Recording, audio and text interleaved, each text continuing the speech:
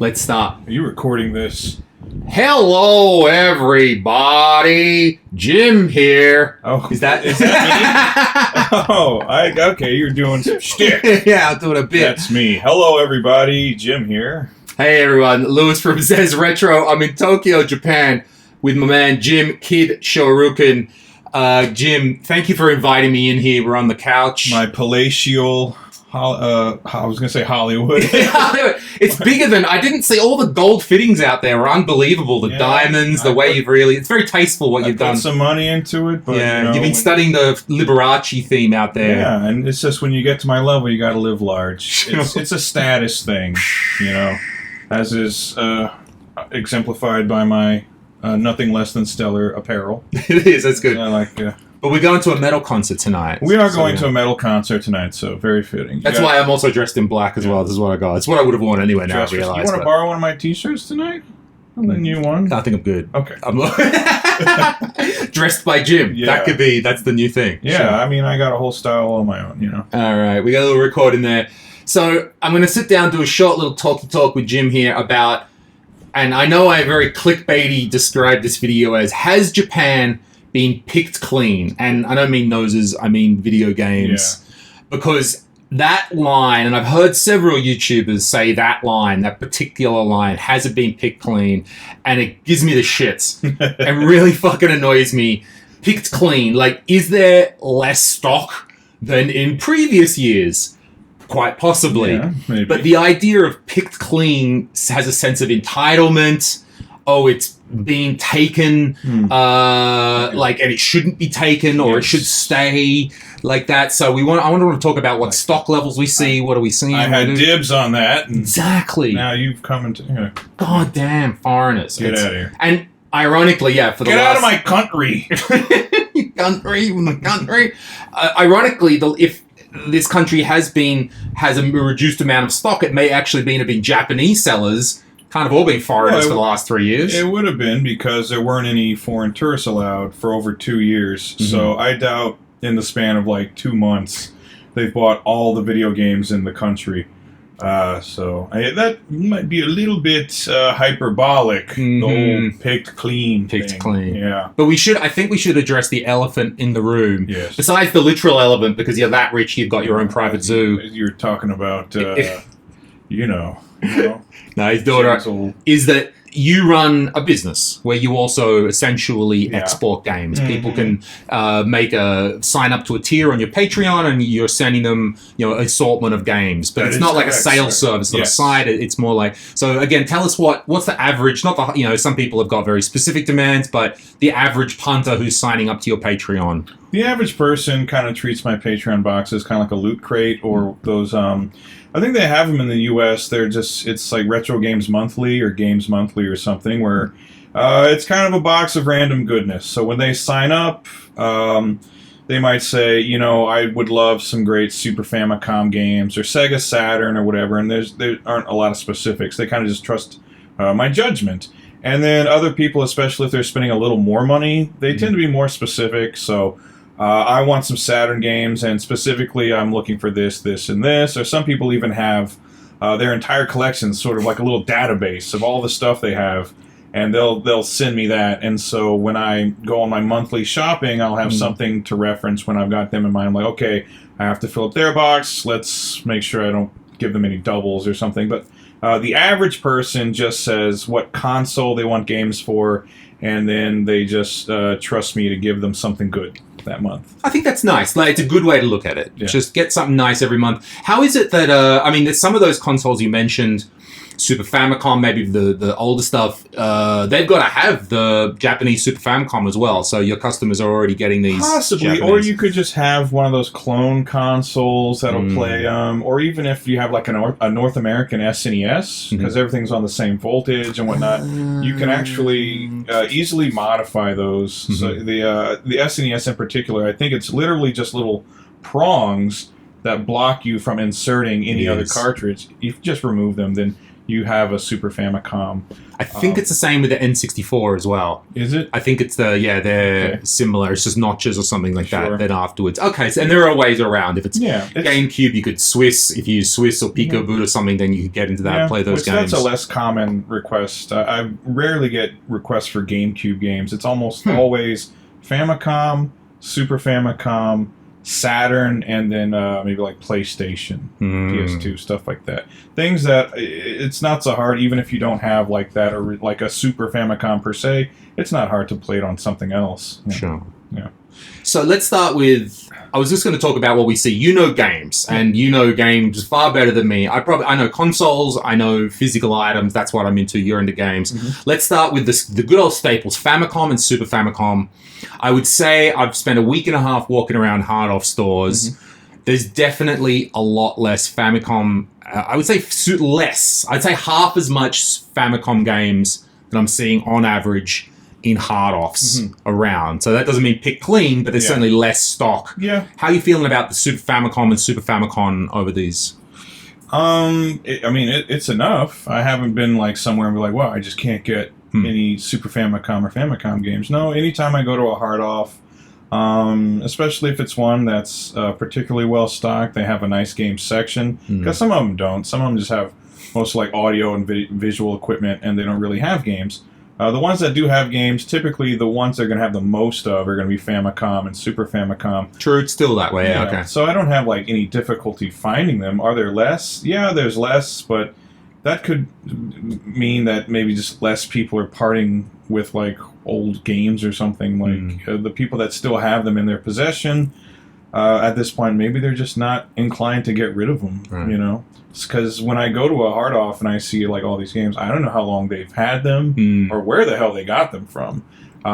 So there could be a multitude of reasons why there's less, but again, it hasn't been because of like foreign travelers coming over the past 2.5 years and then just fanning out and buying all the games or something. It could be Japanese game collectors getting more like hardcore in the past few years. I wonder if it's Japanese sellers selling to foreigners as well. That could be it too, because if you go online, if you go to stuff like eBay or Mercari or Yahoo Auctions and stuff, there's usually no shortage of Japanese games. Facebook groups as well. If you go into Facebook groups, there are a lot of people. I know personally, not Japanese sellers, but a lot of some Italian and British sellers that live in Japan. They're just residents here. And that's mainly what they do. Their main source of income is they go around, they buy up a lot of games, and then they sell them in Facebook groups and things like that. Sure. Yeah. Yeah, I can imagine that. I would say I'm seeing when I look through the junk, because one of my favorites is the junk. I love going there and finding the weird things and the obscure things. There's still plenty of Super Famicom consoles there. I'm not seeing Nintendo 64 in the junk anymore. They used to, you pull out that bin and you can still find rows of Famicoms. I mean, you can find Famicoms, Super Famicoms, PlayStation, but there used to be rows and rows of the Nintendo 64. Yeah. GameCube, and I would even say Saturn, that if they had them, they're now being taken out. So either maybe they're being cleaned up. I would think so. Because with the N64 in particular, that's not nearly as common as a Famicom or Super Famicom console. It's not uncommon. I mean, it still sold millions of units, but it's sold like maybe a third, if that, of what the other ones did. So maybe with those, maybe there aren't as many to go around. There was never as many to begin with. Yeah, Okay, so it kind of behooves you that if you do have one, if you can fix it up and sell it at full price, it's probably cheaper to do that if it just needs something replaced or cleaned or something. I think also those Nintendo 64s bomb-proof. Like, I don't think you could find it not work. It would be harder to find one that didn't work, even the most busted up one in the junk. Yeah, they're pretty chunky. Yeah. They seem like they're going to last a while. Sure. And there was even before some... there was usually always a 300 yen Saturn or even the GameCube or something like that. And they're the ones as well, I think, that have been taken out. And they're more likely now to be 2,000 yen or something like that in the junk, even with a broken drive. Right. Those are... Because the Saturn and, they're not so uncommon as well. Like, they sold pretty well in Japan, but that is one of those ones where if you can get it nice and clean and working properly, you can sell it for like 7,000-8,000 yen or something, which is pretty good. So I guess even if you would have to like replace a motor or something, again, it still might be like the better option money-wise to just replace that motor and try to sell it at like a retail price. Yeah, I wonder as well, particularly Saturn and GameCube are two systems that in the hardware hacking scene have got like a lot of progress in optical drive emulators and like ways to get around the CD drive. So Fenrir on a Saturn or the drive emulators or your GC loader or Pico boot on the GameCube. Yeah. So that can also be inspiring people to, who cares anymore if it's got a broken disk drive. Because I'm not even going to use it. I'm just going to rip all that shit out. Right, anyway. It could be. So how about on the, I was going to say on the Sony side, on the PlayStation side, I don't see much of a difference, actually, than before. I still see good stock. Yeah, especially PS2. Yeah. Anywhere you are, there's just going to be this massive wall of PS2 games. I mean, which makes sense. It's that something like, what is it, the top 2 or 3 best-selling consoles of all time? There's just... Yeah, right. PS2, yeah. So, I always see a shit ton of PS2, a lot of PS1 as well. Those are... it just seems like no matter what, this is almost like a bottomless pit of those games anywhere I go. They're not always like the best like quality ones. Like sometimes you can see like a giant wall of PS2 games, and maybe a big chunk of them are going to be like weird dating sims or like a million copies of like Dynasty Warriors or something. So much so that when you go to the junk section, you just find copies of Dynasty Warriors and One Piece and Naruto and all this shit. That it all seems like it's in just fine condition, or like Yu-Gi-Oh games and stuff like that. Especially, the condition is fine. It's just they have so fucking many of them. They don't have anywhere else to put them, so they're like just fucking junk. 100 yen. Yeah, when I was talking to that Hard-Off employee the other day, he did say that what goes in the junk depends on the stock. Yeah. If they've got too much stock, then whatever's left is just going into the apparently junk. Always the case with, in particular, Yu-Gi-Oh, One Piece, Dynasty Warriors, maybe Final Fantasy, some of the Dragon Quest games, and like Naruto games. Like it seems like those are all like big properties that when they came out, probably just overnight sold millions of copies, and it's just so commonplace. You'll find a bunch of them on the main shelf, but if you go to the junk, they just have a bunch more, and there's nothing at all wrong with them. Apparently, it's just they have too many. That's the funny thing about. If something but it's sells, picked clean, Louis. It's picked clean. It's picked clean. There's nothing. There's no games. We'll never find them. They're gone. Don't even bother looking, because there's no games. Don't come to Japan. Sorry, they don't even have video games anymore. It could be kind of like a mind fuck, like a double thing, like on Seinfeld, the maestro, when he's like, oh, I just came back from my house in Tuscany, and like Jerry's like, oh, he's like, yeah, don't bother trying to rent there. It's booked solid. They don't have anything there. He just doesn't want people he doesn't like going to Tuscany. Maybe that's it. Gatekeepers. Ooh, now we're getting some accusations. It could be a little gatekeepy kind of thing. You're kind of being the maestro when you're like, you know what? Don't even bother. Like I told you earlier, I had a comment. Some guys being like, oh, it's a dream. I want to go to Akihabara and look for video games. Seems like such a magical thing. And there's like, don't even bother. It's picked clean. There's nothing there. It's like, you shouldn't even bother. It's booked solid. Don't even try it. No. Then you got to go to a mafia boss and then like get a key and. You got some Yakuza. Yeah. They've got the Yakuza got into the Famicom business. That's how it is. That's how it is. That's what happened. Booked solid, Jerry. Solid. Every time I see that, you're talking about games you see in the junk. And every time I'm going through the Switch section and I see the new Derby Stallion game, I'm having these PTSDs from seeing a million Derby Stallions on the Famicom. That's future junk section stuff right there. And the little his name's not Momotaro, the little guy that drives the little trains and stuff like that. He's a little tiny little anime guy. I can never forget train simulation games and shit.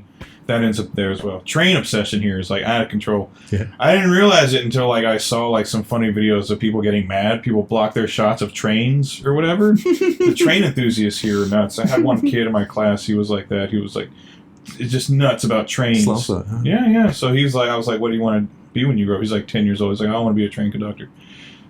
Still love for trains out here. That's kind of cute, actually. I mean, I guess being into trains. Not to shit on the American in the room too much, but what the fuck would you guys know about trains? jack shit. I mean, aside from inventing the technology. Besides that, Yeah. that's true. We're going to go out to California and strike the fortune and then never ride a train ever again in our lives. I think I rode a train once. For a field trip for school. Now that it actually dawns on me, I went on a field trip and rode a train once when I was like 9 years old. It was awesome. Other than that, no, never set foot on a train as a kid. Love it. What do you think about... I think the surprising thing for me is that with modern games and Switch and PS4, they're currently holding their value. Yeah. And I guess when I'm here, that sounds obvious. There's still 7 years into 70 billion years into the Switch's lifetime, and it's still current gen.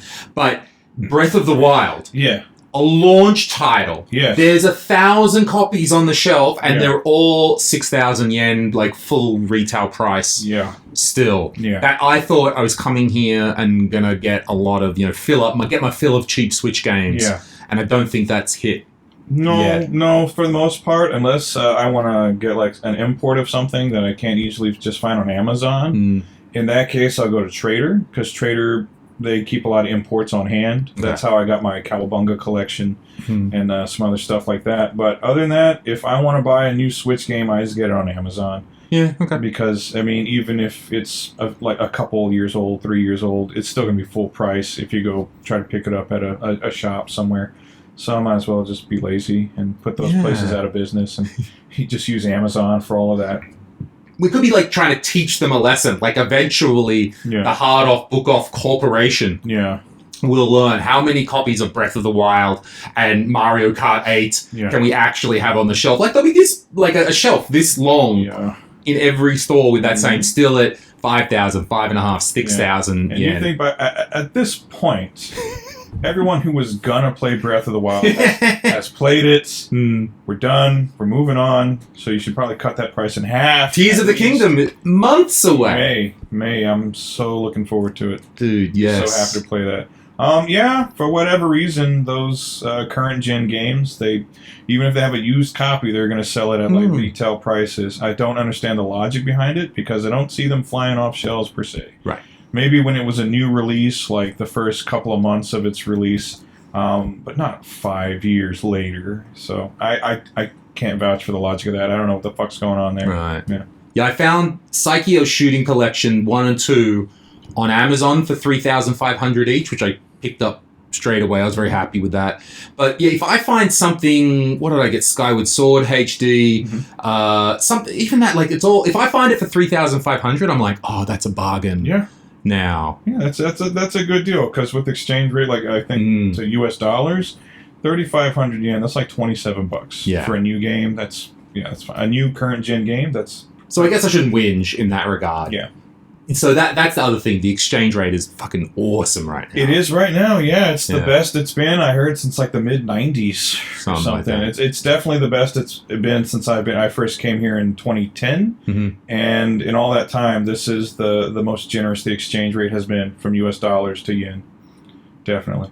Yeah, that's helped me on this trip for sure. It makes the maths a little harder. You gotta think it through. Yeah, don't do that. Yeah, exactly. Don't just buy. You just be like, this looks cheap enough. Whatever, throw it in there. It is. I was saying to Jim before, there's an awesome arcade stick store in Akihabara, and I spent what's that? 10,000 yen? No, 11,000 yen there today, just on a few sticks, parts. And that's $80 maybe $80 or something like that. Yeah, I love that shop too because they have a little arcade cabinet in there with a few different games you can play, and it's like 20 yen to play, and you get a whole bunch of continues and everything. Like I sat down to play Last Resort, thinking, okay, I'm just gonna play Last Resort. I'll have 3 lives or whatever, and then I didn't realize I put my 20 yen in, and I had like 9 lives. I was like, fuck, and then it's like we're ready to go, and I'm like, shit, I'm not dying, So I just had to get up and walk away from an active game of Last Resort. Some guy jumps on these lucky days, like oh, this saved me 20 yen, buddy. Oh yeah. Because even when we're a place that you've covered a lot, Hey Arcade in Akihabara. Which people bitch at me because I'm not supposed to do that. They say you're not supposed to film in there. Oh, yeah. And that there's signs up and everything.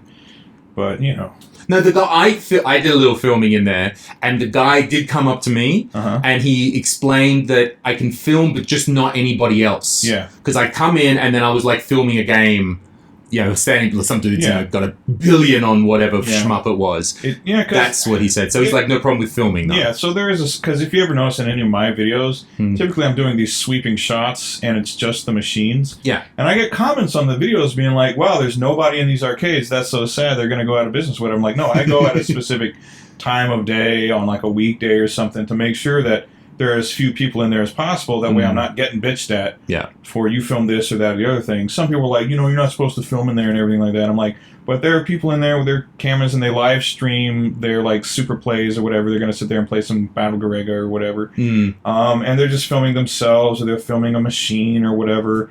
Nobody really gives a shit about that. They just don't want you like pestering or like violating the privacy of like other people in there, They also don't want you drinking in there either. Found that out. Did you take some beers into A?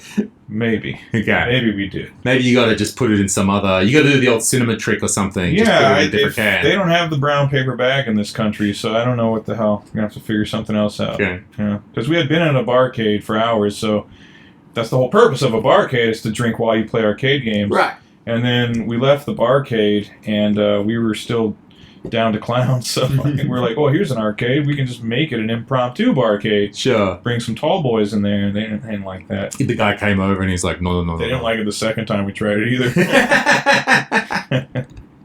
Yeah, we were drunk. Whatever. Yeah, Hey is good. And it's still 100 yen a pop.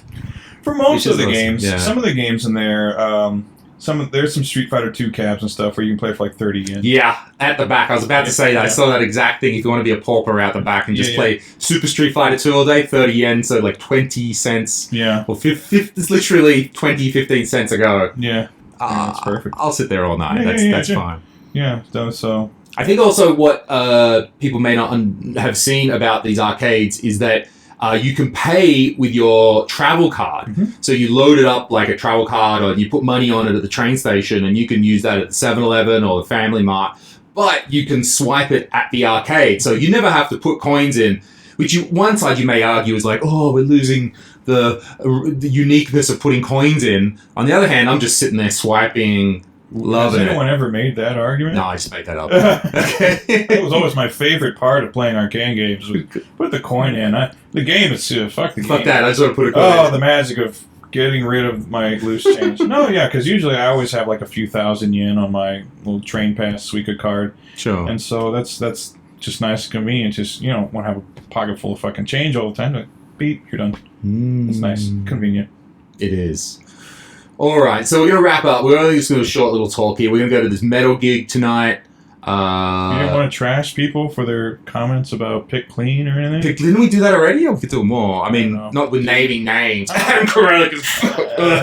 Sorry, I just cough. Yeah, I wasn't going to name it. Maybe it's COVID or something. I don't know where it's deep into the video by this stage. YouTube analytics tells me that they're not listening. Only the true fans are still here. We've been through that. New titles are still expensive. There is still plenty of good shit here in Japan. I'm trying to make this. I'm going to make a video on like how to get to the far off hard offs for the foreigner. So the idea is going to be you're in Japan and you've got a day. No. So if you've got like 2 hours, Super Potato, very good idea. Excellent place to go. But if you've got a day, this is what you can do. Get your Google Maps, go, do it do the Lewis Insane style, hit 20,000 stores in a day. So I'm trying to work on that. So how far do you travel to when you're looking for these games at hard offs? To wrap up on this one, 1 hour, 2 hours in the Tokyo metropolitan area? Have you ever gone outside specifically with your Patreon business to look for stuff? I'll stay within the Kanto region, so I'll go to Saitama, north. I'll go to Chiba, and I'll go to Kanagawa. Kanagawa Prefecture. So the 4 prefectures that make up the Kanto plain, I'll go all around those, West Tokyo, wherever. I was gonna say, have you found that I've got to use my cardinal directions here. North and east are not like they're further out, harder to get to, and just stuff isn't as good out there, or is that just my silly observation? Yeah, that's kind of fair. Kanagawa is better. Some of the because that's south. Yokohama, Kanagawa. This is my favorite of all of them. I'll go right down to Chigasaki, all the way down there. Like, I love that quadrant. Yeah, I got familiar with that area when I used to live in Odawara. Oh, down there, yeah, like you were saying, yeah. When I first came back in like 2015 or something, I was living in Odawara. So I got familiar with all of the kind of like the hard offs in Kanagawa. So yeah, that's a really great area if you want to go hard offs, go game hunting and stuff. And then West Tokyo is great. And then just places dotted around Tokyo. Like I said, recently I did Oizumi Gakuen. I did Tachikawa. I did Hachioji. There's other stuff out there in West Tokyo, and Akishima, Hamura. All those places are great. So. I think in my video, my recommendation is going to be first start with Hachioji. Yeah. Like, it's the number one, that's the big one. The big one out there. What other big... Yeah, wait, you did just... I was going to say you just... I was about to say, list off some hard offs, and you just said that in the previous sentence. Hamura, Akishima, Tachikawa... Right. Yeah, if you hit Hachioji, which is straight west, then there's still some within stuff all around 45 minutes from there. You can use that as a base. Yeah. And then back in the center. That's right. All right, Jim. Thank you very much for the video. Pleasure, absolutely. Thank you, everyone. We're here on the couch, so we're going to go to the metal gig here in Tokyo. Like and subscribe, do all that stuff. See you later, everyone. Yeah!